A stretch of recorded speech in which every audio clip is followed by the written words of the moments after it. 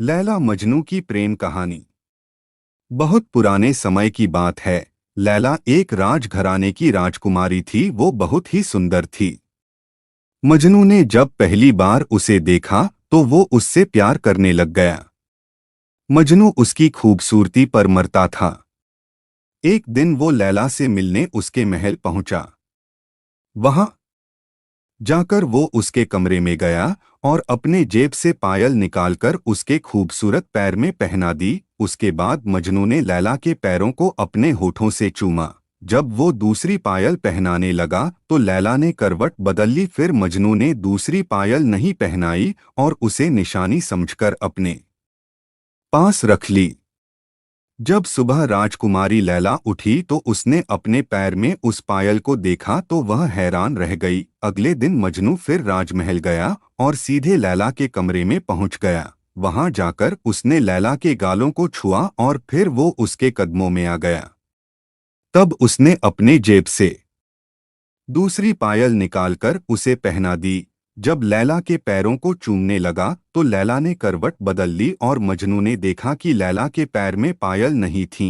उसने कहा कि हमने तो अपना दिल भी तेरे कदमों में रख गए और तूने उसे ठोकर मार दी।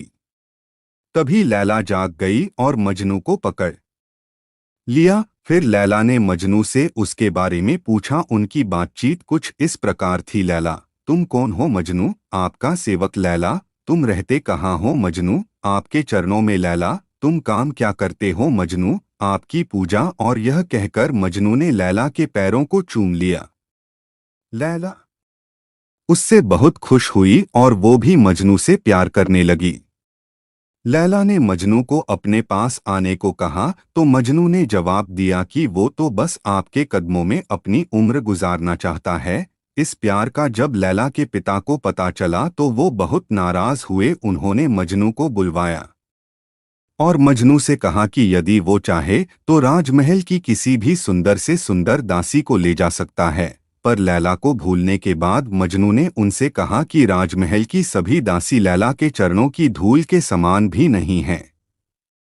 इस पर लैला के पिता ने नाराज होकर मजनू को देश निकाला दे दिया और लैला की शादी किसी राजकुमार के साथ कर दी। लैला शादी के बाद अपने पति के साथ इराक चली गई। लैला वहां खुश नहीं थी। लैला इराक पहुंचकर बहुत बीमार हो गई। तब वेद ने राजकुमार से मजनू को बुलवाने को कहा। तब राजकुमार ने मजनू को बुलवाया। मजनू राजमहल पहुंचकर लैला के कमरे में जाता है। लैला वहां पर सो रही होती है। मजनू लैला के पैरों के पास बैठ जाता है और उन्हें चूमने लगता है। तभी लैला जाग जाती हैं और उसे उसके कदमों कदमों से उठने को कहती है। तब मजनू कहता है कि बस अब इन पैरों को ही चूमना चाहता है। तब लैला के बार बार कहने पर मजनू उससे गले मिलता है। तभी वहां पर राजकुमार पहुंच जाता है और वो मजनू को लैला के चरणों में देखकर अचंभित रह जाता है और राजकुमार लैला मजनू को आजाद कर देता है। जब लैला मजनू दोनों वहां से चले आते हैं तो रेगिस्तान में उन पर हमला होता है और लैला वहीं पर मर जाती है। मजनू भी लैला के गम में मरने लगता है तो उसे लैला को दिया हुआ वचन याद आता है कि वो लैला के कदमों में ही मरेगा। तभी वो लैला के पैरों के पास जाकर उन्हें चूमता हुआ मर जाता है।